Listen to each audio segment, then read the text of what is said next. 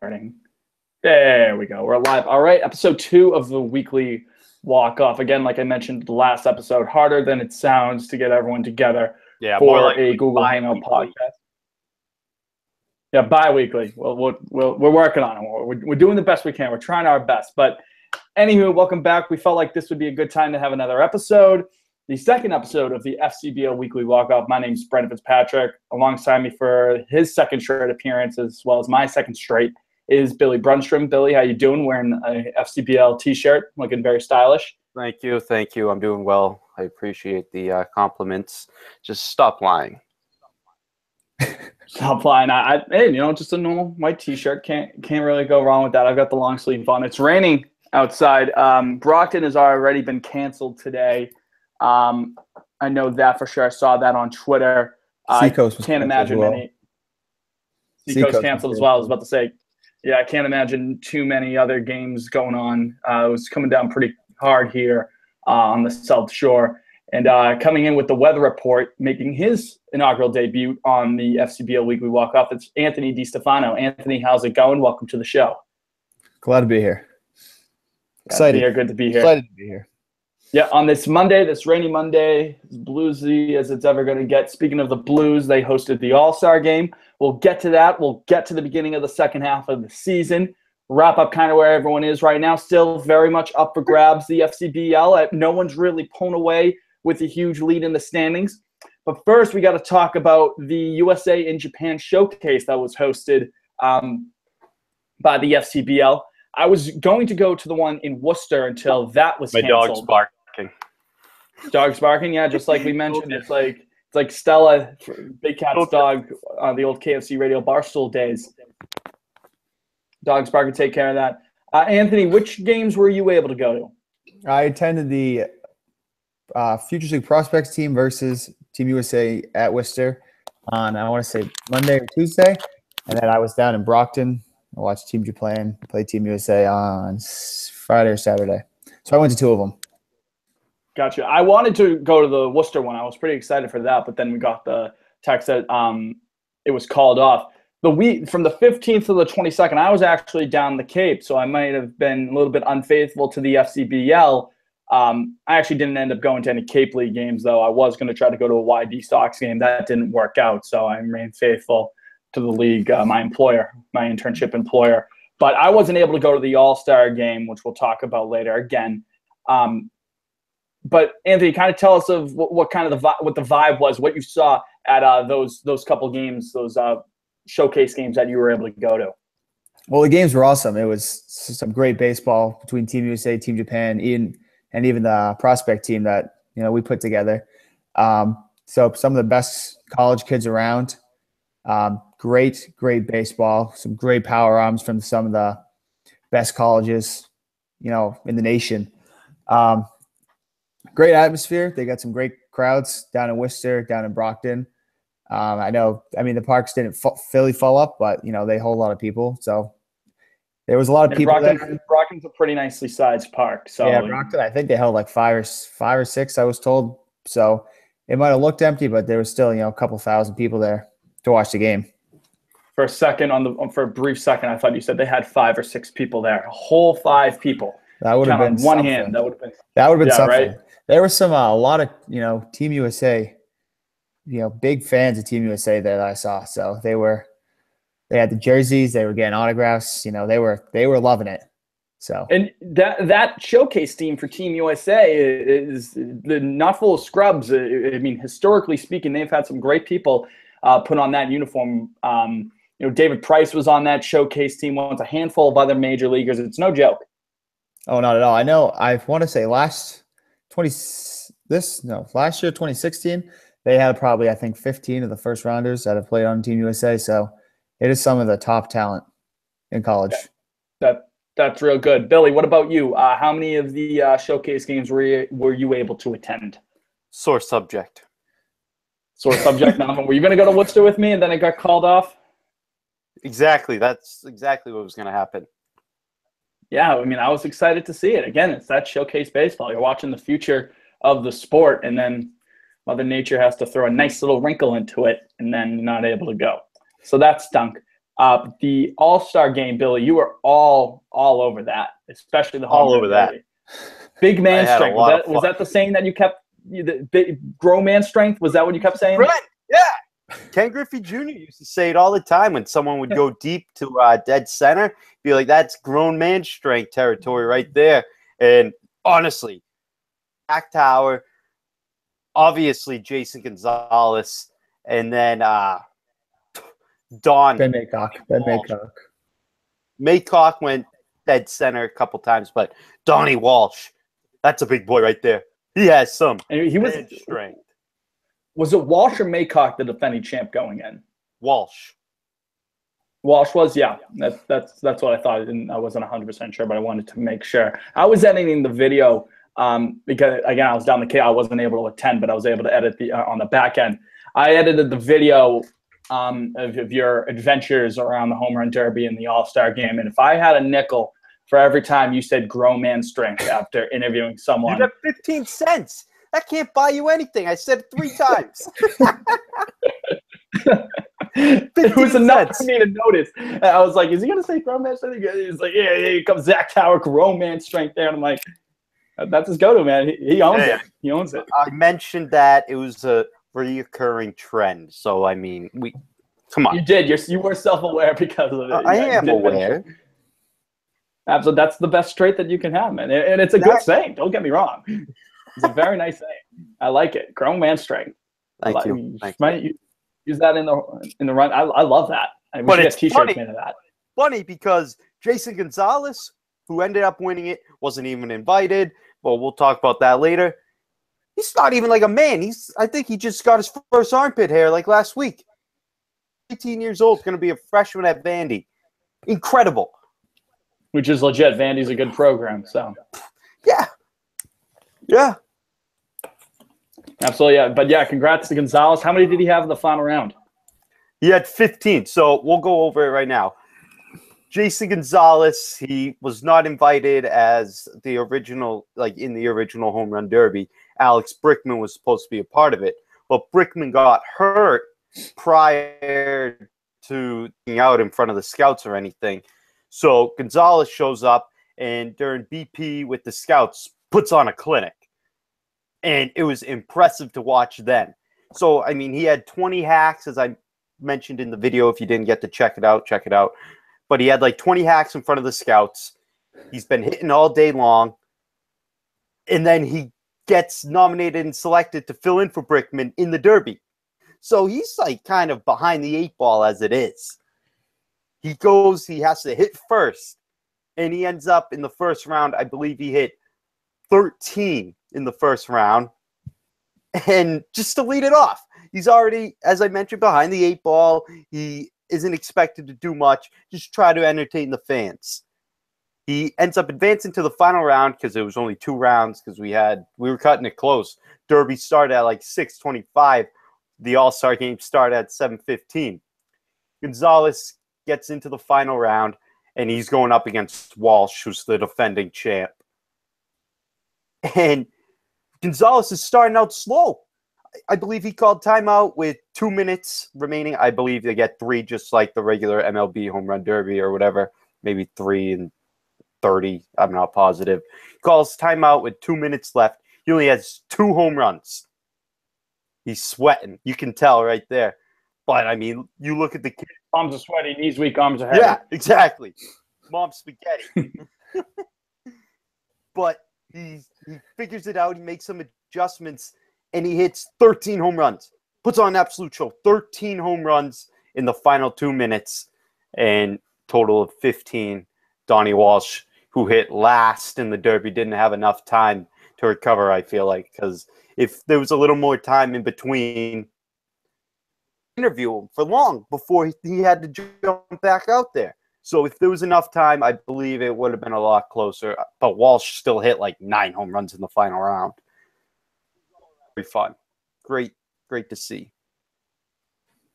Chicks dig the long ball, man. Everyone digs the long ball for that matter. The home run derby definitely looked like a lot of fun.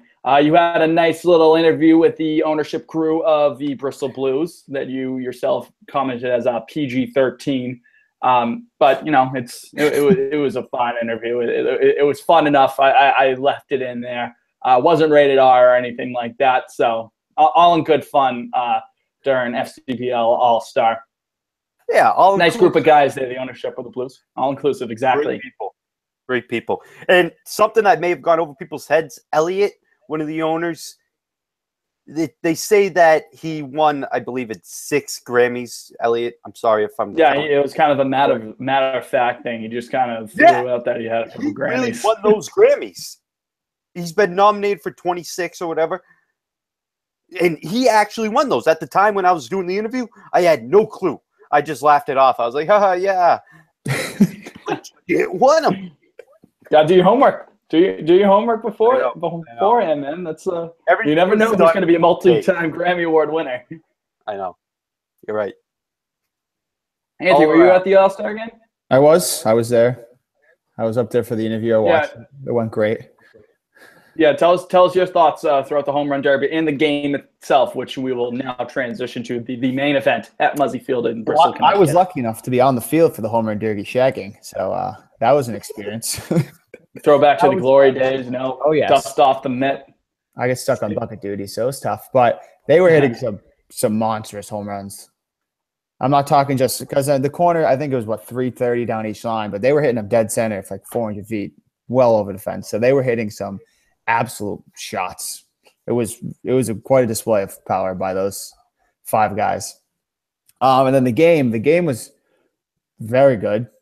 It was a clean game, no errors. It went by very quick, like 2 hours, 2.5 hours. Pitching was great. The defense was incredible. I don't remember who was the shortstop. I think it was not Frasca. No, it was. It was. I can tell you right now. I don't remember the shortstop name, but he made 2 just incredible catches that major league type catches. Running backwards the outfield, over the shoulder, sliding. These two of the best. I was stood up and I was wow. Gave him a round of applause. It was great catches. It's only 2 runs scored. It was a 2-run shot by Joe Silva in like the middle of the game. That was it for runs. I mean, not much offense, but what can you expect when some of the pitches we had on display in this game? So all around, great game, great atmosphere. Seemed everyone enjoyed it. Great fireworks show after the game too. Can't forget that. But it was great. Yes, gotta love great all around day at Muzzy Field. Billy, you concur with all that? I concur. It was very fun. We got there pretty early in the day, left late at night. I mean, we got to just tip our caps to the Commissioner Chris Hall putting this all together along with the Blues owners. Everyone did a great job, and we got to thank them. I got to thank them. I had so much fun. Great baseball. It was awesome. Speaking of our fearless leader, our great Chris Hall, hats off to him, big shouts.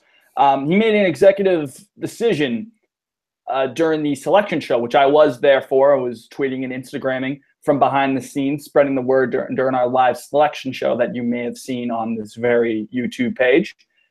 If not, even though the All-Star game's over, give it a watch. Good little watch. He made the executive decision to automatically give a pass to Alex Brickman to join the East All-Stars. Alex Brickman of the North Shore Navigators was in on the final vote. He did not get in on the normal selection, was up for a final fan vote. Enough people stated their minds on it, and Chris decided to give him the pass. And I don't blame him because he's been playing very well this year. Now leads the league in RBIs with 41. He's had a monster last couple games. He didn't have any RBIs against the Blues a few days ago, but 2 games against the Suns, he had 4 RBIs each. He had a game against the Silver Knights a couple days back with 3. Another game in Martha's Vineyard where they won 14-7. He had 4 ribbies. Dude has 41 RBIs on the year, 7 home runs, is batting .302. Those are all-star numbers, and he should have been in the game, and he was. So good call by Commissioner Hall in that one. Well, the week leading up to the All-Star game, every single game was multi-hits, driven in multiple runs. Like, he drove in 18 runs in that week. He was player of the week by far, hit like 500, 18 RBIs. He had 10 more than anyone else. He just had – it was, good timing on his part to have a monstrous week the week before the All-Star game to force our hand and, make us put him in the All-Star game because he was deserving. He was leading the league in multiple categories after that week was over. Absolutely. He's been great. Right before we get into the the nitty-gritty of what's happened in the league over the last few days, just a quick housekeeping programming note. We're going to try to get another All-Star. We'll rehash the All-Star game if we are able to bring him on. Kevin Duty of the Worcester Bravehearts has agreed to come onto the podcast whenever he has time. So we'll bring him in. We'll talk about his experience with the All-Star game in this year as whole. And he, at the moment, believe it or not, leader in batting average in the FCBL, hitting a cool 408. No home runs for him thus far, 11 RBIs, 98 at-bats, 40 hits. That's pretty darn good for a guy in his first year in the FCBL. So again, Kevin Duty, Worcester Bravehearts, we'll try to get him on for an interview. He has verbally agreed to it, and now we just got to find a day that works. Even if it's just me and him, we'll make it happen, and it'll be a good interview. Final segment of the show. What's that? Set the scene and light some candles. Exactly, right? Nice, cool interview. All right, moving on to our last segment of the show. We're going to talk about the current state of the FCBL, who's on top. Now, this is really confusing on the West standings. We'll start with the West because most people would start with the East, but we're a different podcast. We're going to go there. We're going to start with the West, mainly because that's what's on top of the standings first when you look at the website. Bristol is right now on top. They have 42 points. Percentage-wise. But yeah, Pittsfield has 45. So it's based on the percentages. Bristol's on top. It's going to be an absolute dogfight for those first two spots and who's not going to get into the playing game, who's going to get a safe pass to the next round. It's an absolute dogfight atop the West right now. And again, I mentioned earlier that no one has really pulled away. Bristol is 21-17. That's good for a 553 winning percentage, 42 points. Wachusett is 22-18, 550 win percentage, 44 points. So they have got the Blues have 2 games in hand on the Dirt Dogs. Pittsfield, 22-20. They have 2 games in hand on Wachusett has 2 games in hand on Pittsfield from there. So Pittsfield has played the most out of the 3. They're 22-20, 524 win percentage, 45 points. Bravehearts are still kicking around. 18-22 have played as many as the Dirt Dogs. They have a 450 win percentage, 39 points. So the West is just completely up for grabs. At this point in time, it's very, very difficult, Billy, to differentiate who's the best team because it's just back and forth, helter-skelter. I'm looking right now, and as of August 5th, Dogs only are scheduled to match up 1 more time. Oh, 2 more.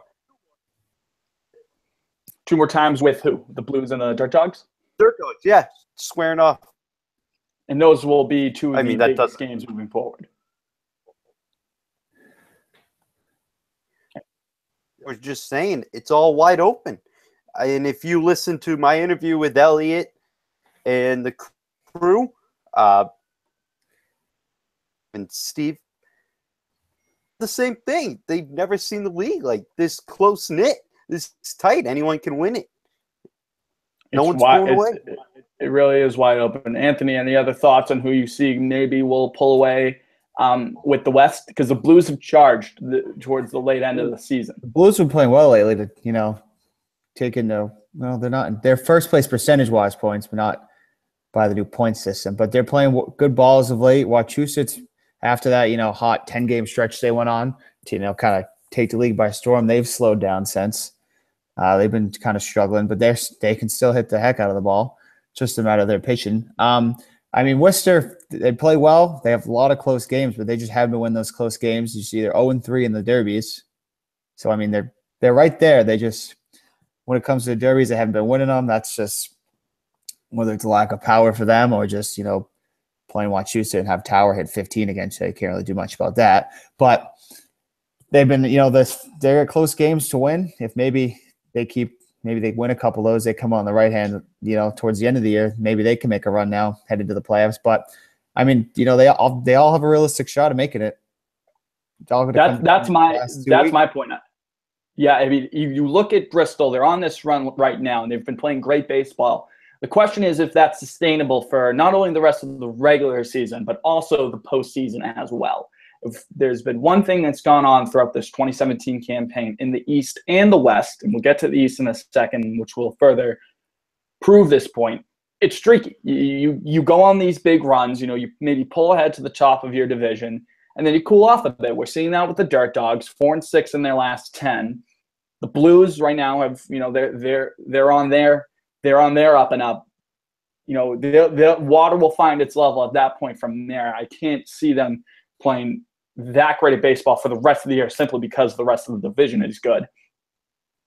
Pittsfield has been stagnant for a few weeks now, but I could see them coming up again. My big point, I think Worcester will sneak into the playoffs. They've just been so unlucky this year. You mentioned 0-3 in the home run derbies. They consistently lose these 1-run games, 2-run games. They're really close to, a couple, different things go their way. Maybe they're sitting at the top of their division as we speak right now. I think something's got to give, but if they want to figure it out, they don't have too much time to do it. They're going to have to start playing well from here on out, because today's the 24th. Happy birthday, Patrice Bergeron, by the way. 24th. The season ends the 5th or the 6th? I think the 6th. As of right now, the 6th. The 6th. So a little less than, actually. It's about 2 weeks left. I mean, they could certainly make up that time. If they want to get into the they only have to make up 3 points. If they want to be safe at this point, they only got to make up, I'm so bad at math, 5 points. Jeez Louise, not great at math. That's not my major. It's certainly doable, but they've got to start now. Their pitching's there. They have the second lowest team ERA in the league. They lead the league in strikeouts on the mound. They're average at the plate. It's just the powers. They don't really have much power, which you can see in the Derby. I mean, they have a big field, makes it harder, but judging by the stats, they're there. I mean, they got a great pitching staff. They have three All-Stars on the mound between Mellon and DeVito are Auerbach, and then Moscatello.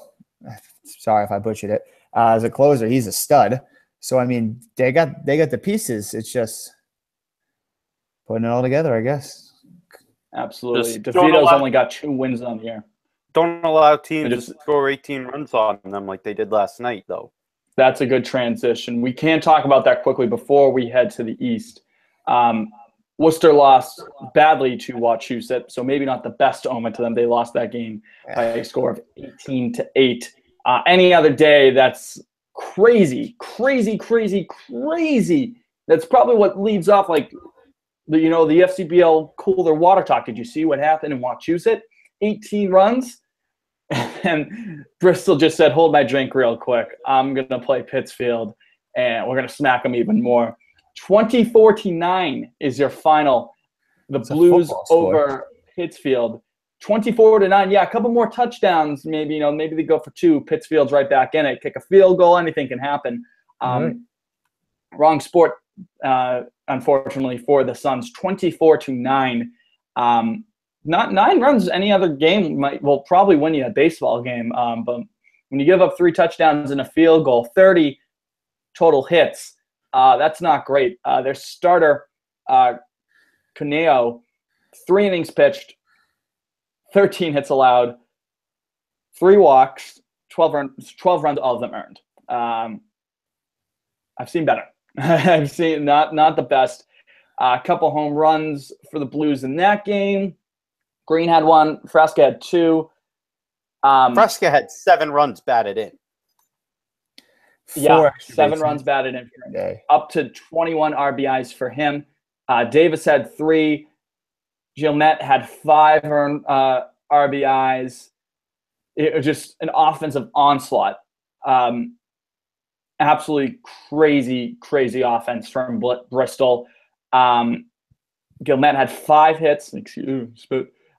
Blake Hawk had 4 hits. Raska had 4 hits. It just absolutely crazy. 24 total runs. Big win for Bristol. Maybe that sets the tone for them moving forward. Wasn't as exciting in the East Division yesterday. The Silver Knights over the Mavericks 9-5. Navigators over the Sharks 4-3. As it stands right now, the Rocks on a 3-game skid, mind you, so maybe they start to find their level, but they still have a comfortable lead in the division. They have a 4-point lead over Martha's Vineyard. The Rocks are standing at 22-17, 564 win percentage, 45 points again. Right now on percentage, Seacoast is in second place. They're sub 500, 20-21. They have 40 points on the year. Martha's Vineyard, like I mentioned, 20-22, 476 win percentage, 41 points. Nashua is right there, the defending champions, Nashua Silver Knights, 20-22. They're the defending champs, right? Yeah, Nashua. Nashua, yeah. Yep. Yeah, that's right. 20-22, 476 win percentage, 40 total points. And North Shore is 17-23, 425 win percentage, 35 points on the year. Believe it or not, all in their last 10 games, everyone in the East is 5-5. No one has pulled away as of late, and on the schedule, everyone is 5-5 as of late.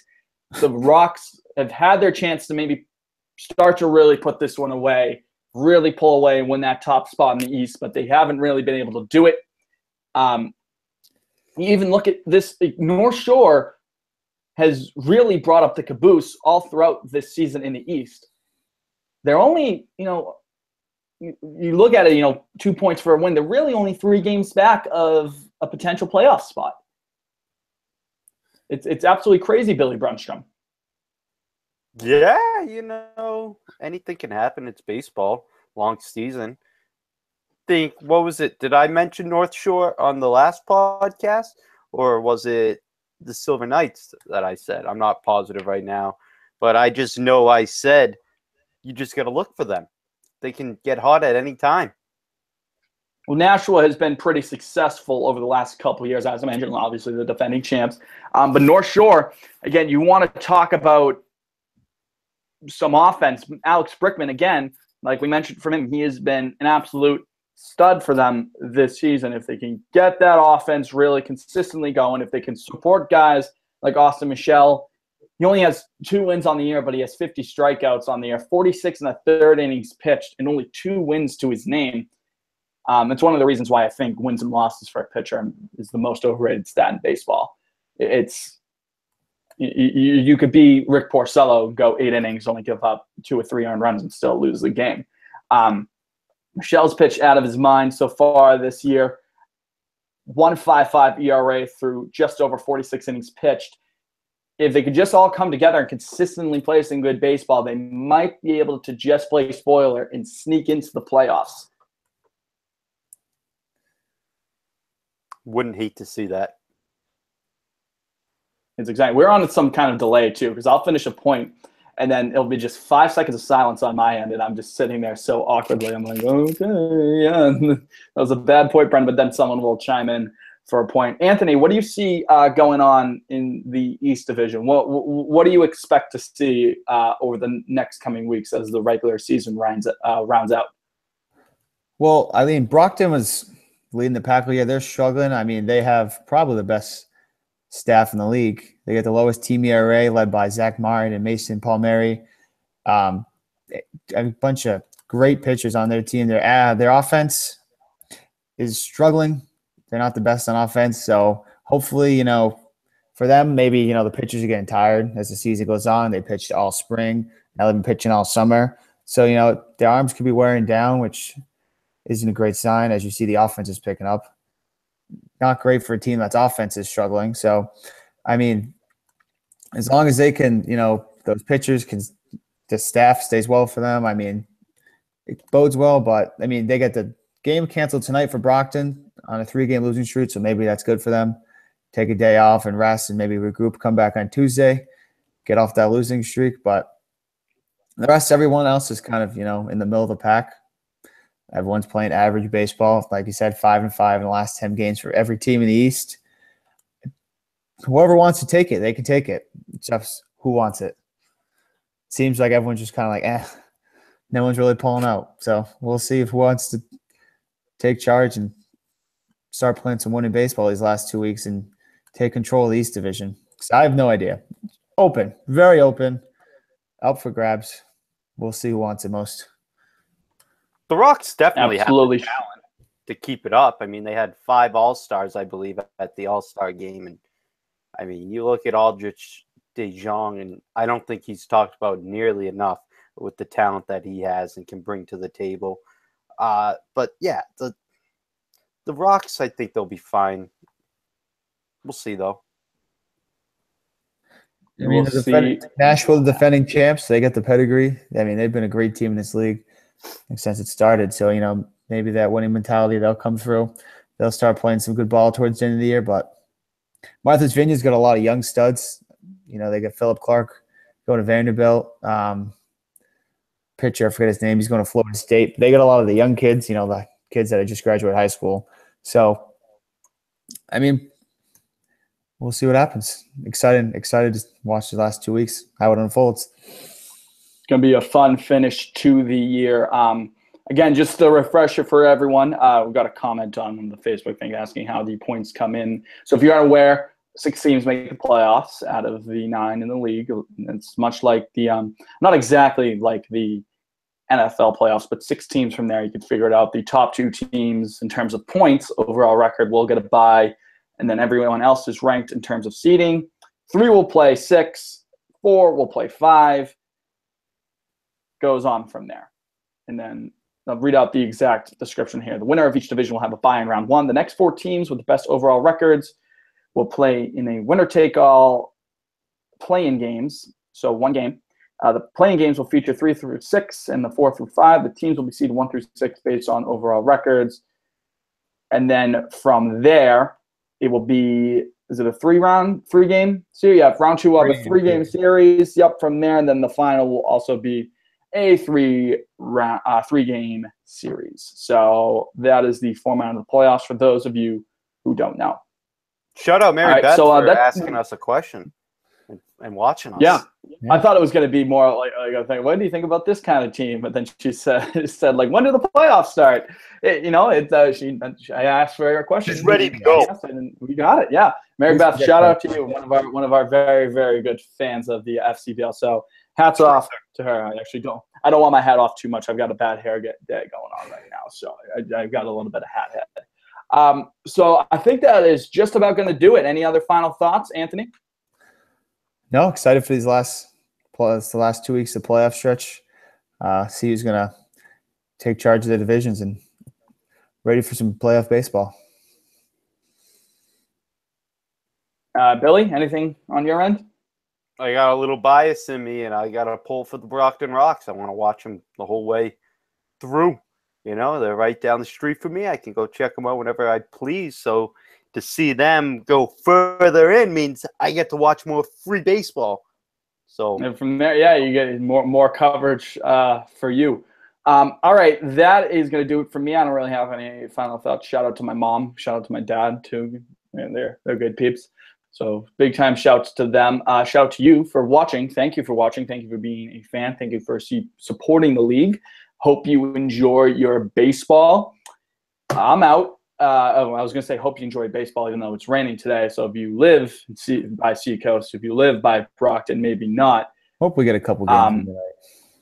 Yeah, hopefully we will. So if you're in those areas and they do get that baseball, and enjoy those games. So for Anthony DiStefano, for Billy Brunstrom, my name is Brendan Fitzpatrick. This will do it for the FCBL weekly or bi-weekly, as Billy pointed out earlier, Walkoff. Take care, everyone. Have a good one.